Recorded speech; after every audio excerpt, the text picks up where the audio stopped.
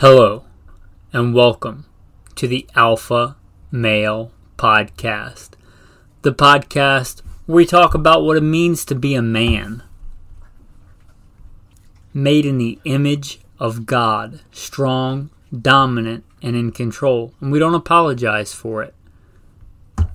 Today, we're going to be talking about 9/11, and by God's grace, this podcast will come out tomorrow, September 11th, in the year of our Lord, 2022. Now, I was not originally planning on doing a podcast about September 11th on September 11th, but it seemed fitting. 21 years later. Now, if you've listened to the bio before or you're about to listen to it, you might surmise from that event had a rather large impact on the rest of my adult life. Well, we'll get into that in the main topic. I'll plug in the bio. You want to skip it? Skip around 3 minutes and 45 seconds, and we'll get into the topic. Who am I? A question we should all ask ourselves. I am, first and foremost, a servant of God, made in His very own image, a follower of Jesus Christ, a simple man called by God to the Great Commission to share the good news of Jesus Christ. Next, a little bit about my background and what God has allowed me to do and blessed me to do in life.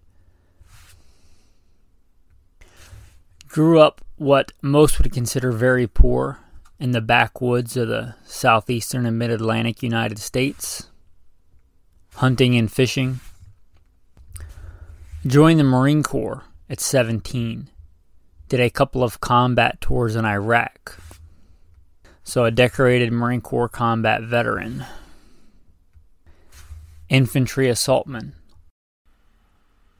After the combat tours, I was an urban warfare instructor for the United States Marine Corps under Mojave Viper.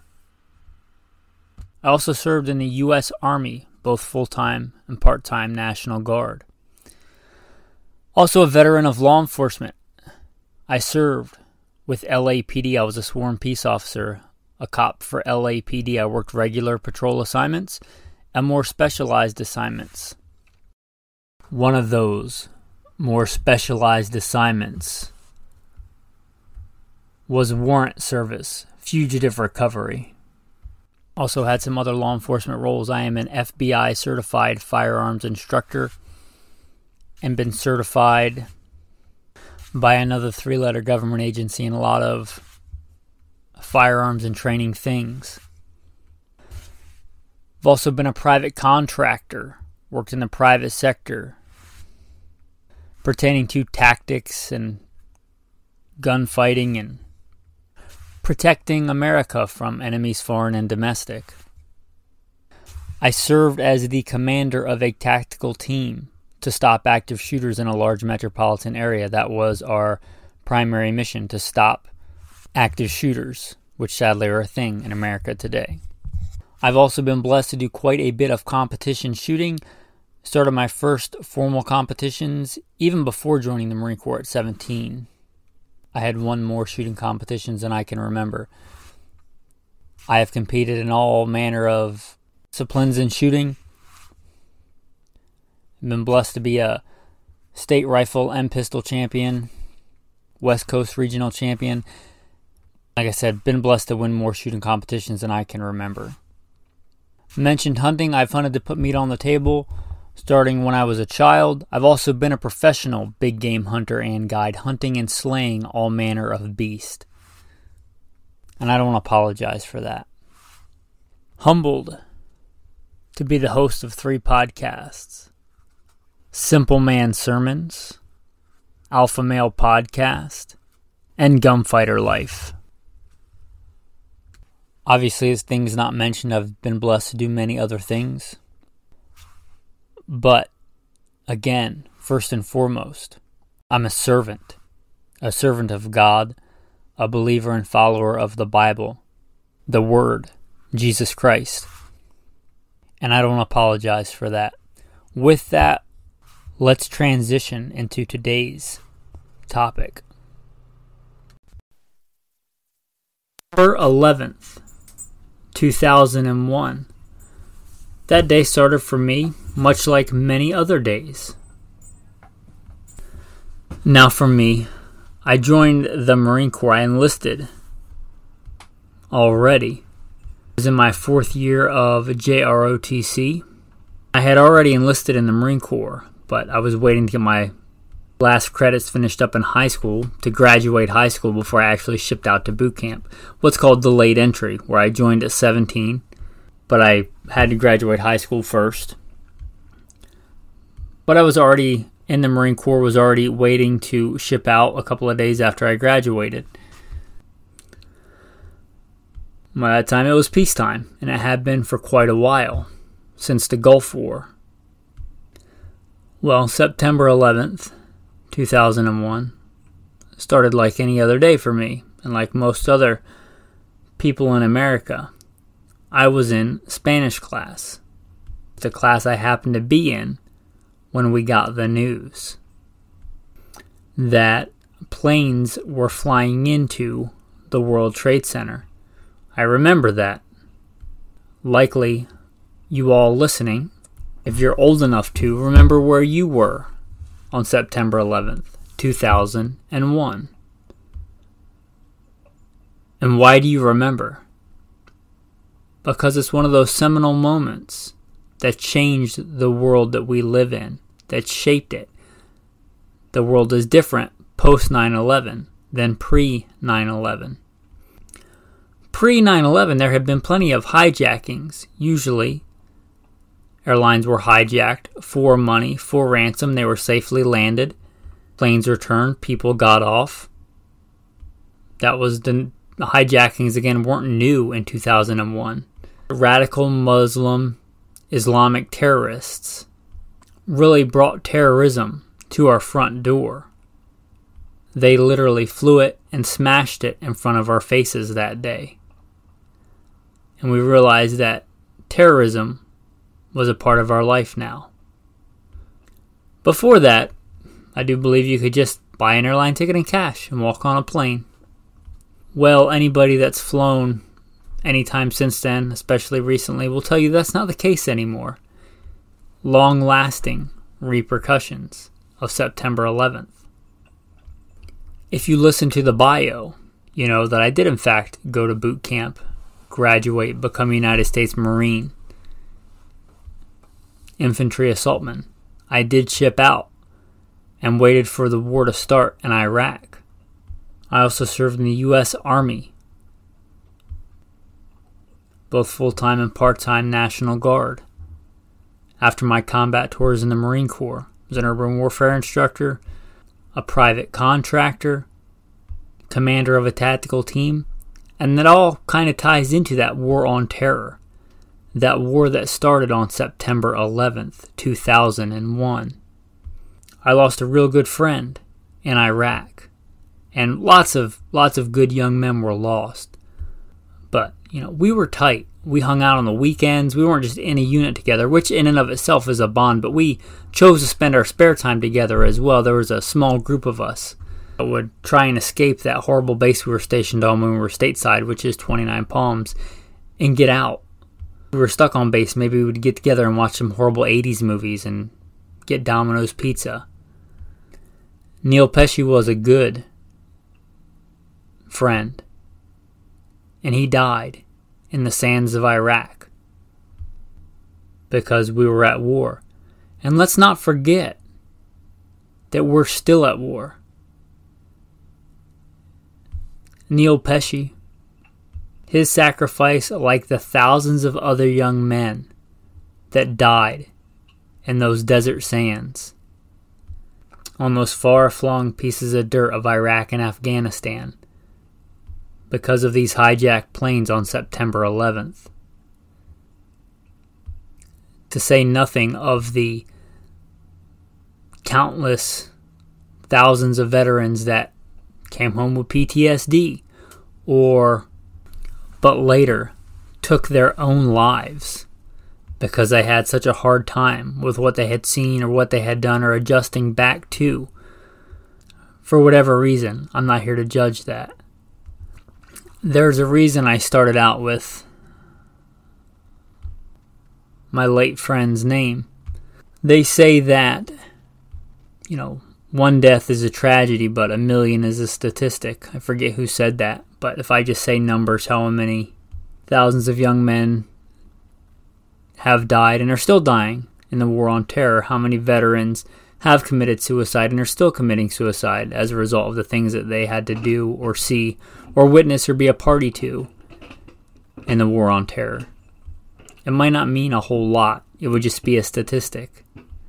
But think about a brave young warrior growing up in America, in a very privileged, very wealthy society with so many opportunities, and deciding to sign that dotted line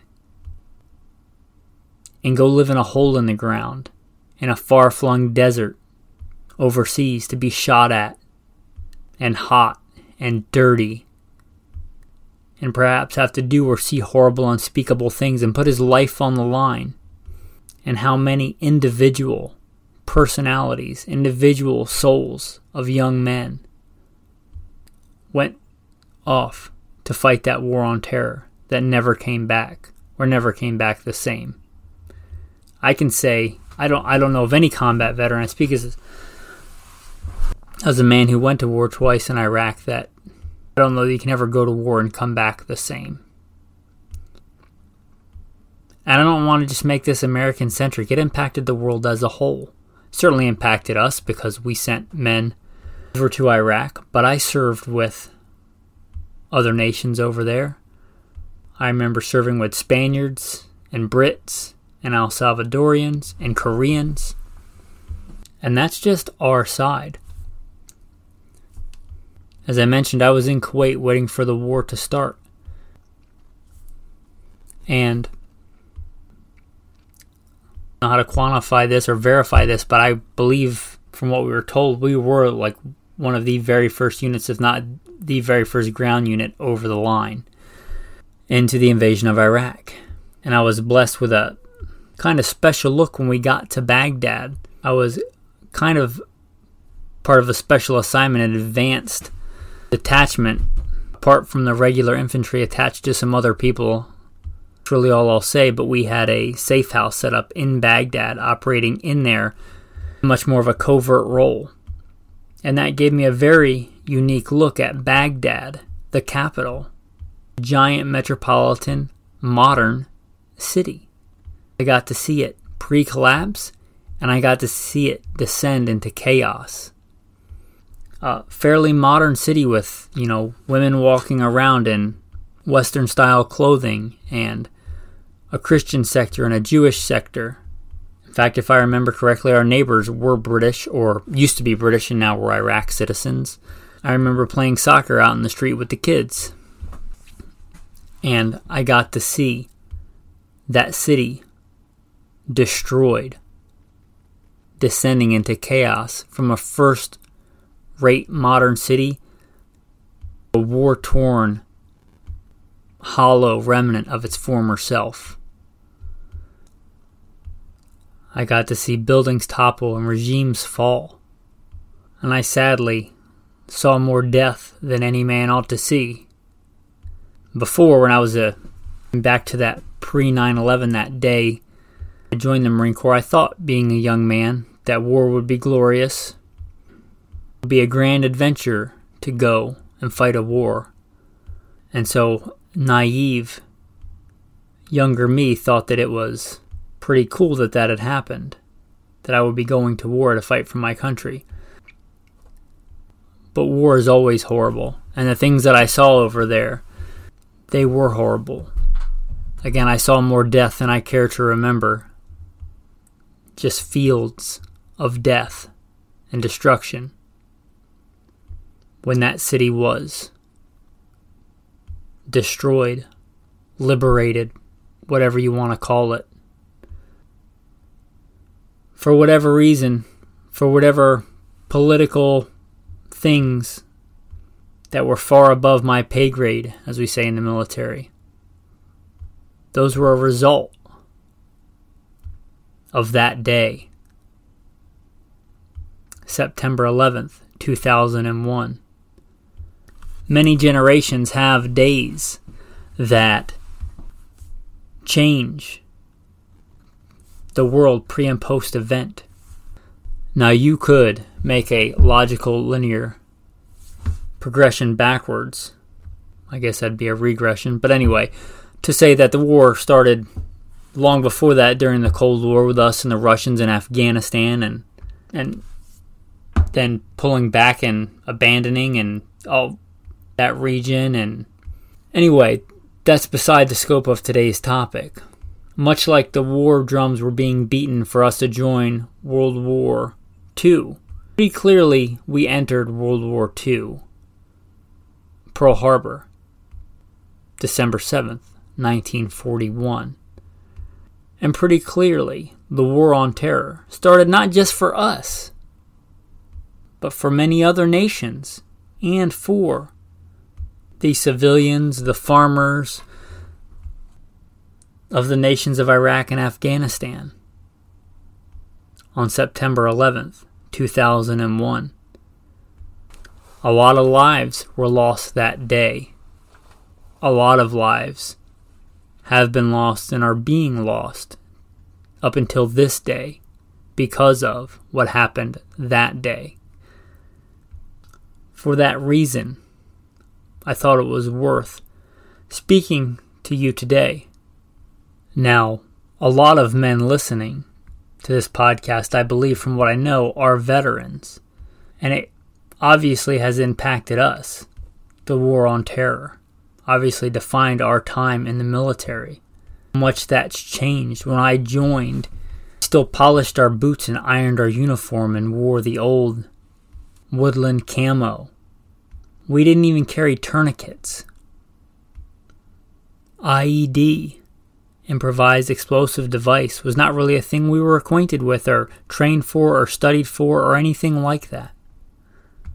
When I joined the Marine Corps, we were very much into that Cold War, getting geared up to fight a uniformed enemy on a well-defined battlefield with tanks and artillery and an American rifleman with an M16 versus a Soviet comrade with an AK-47. And we had trained for that, and we were training for that war that never happened for a long time. We never got that war. We got a different war. Different enemy, a less well-defined, radical, extremist terrorist, ununiformed, guerrilla enemy, not defined by another nation state or a uniform or any kind of ensign or banner or battle flag, but by a radical ideology and a hatred for America and a Western way of life and values. And that enemy still exists. There's still plenty of those out there that still hate us, to put it bluntly. Whether the War on Terror made that better or worse, it's not my place to judge. A soldier's place is not to question why. And let's not forget that, because we've recently had another pivotal moment. I'd say worldwide this time. COVID-19. The world is a far different place post-COVID versus pre-COVID. Likely many will remember their time during COVID. I again had a very unique look at this because, unlike most people, I continued to work. I was the commander of a tactical team in a large city to stop active shooters. And you might think I'd be out of a job because there's not a lot of active shooters when there's not a lot of people in big cities doing big events. But I kept my job because what there was looting and rioting and things like that. And I got to see a very unique look at a city abandoned. Got to see giant buildings with acres and acres and acres of space empty and void of humans. Like some kind of post-apocalyptic dreamland with no people and no interaction. I got to see animals so accustomed to eating people's trash, and there was no people, so there was no trash, that they were just emaciated and starved and following you around, hoping that you would give them something to eat. I got to see, in a very short period of time, a city that was so vibrant and full of the hustle and bustle and noise and commerce of a big metropolitan area, to quiet, abandonment for some time. Now, I'm accustomed to solitude in the wilderness and the woods, but it's a strange thing to have solitude in giant urban jungles, in giant skyscrapers, in giant venues, where the lights still flash on and off, and there's some creaking and groaning of mechanical things, but almost no other humans around. But that wasn't normal. Most of you have a far different remembrance of COVID-19. You remember being stuck at home, which, I'll be honest, probably would have been harder for me. You remember being stuck at home, not being able to leave an apartment. Crazy, hoarding of toilet paper and all manner of things. It was it was an event that really hadn't ever been seen before. And likely people will remember that for the rest of their lives if they're old enough to remember and comprehend it, much like 9/11. We're still seeing the effects of that now. And I won't get into politics or anything like that. I want the show to be better than that and to be more than that. But likely the ramifications of COVID are still being felt now, and who knows for how long and how long-lasting those effects will be. Much like suicide is a big problem among veterans. I heard that suicide was a big thing for people during COVID. Hopefully that's gotten better. And there's no denying there's probably has been and will continue to be for some time some economic effects, for whatever reason, related to COVID-19.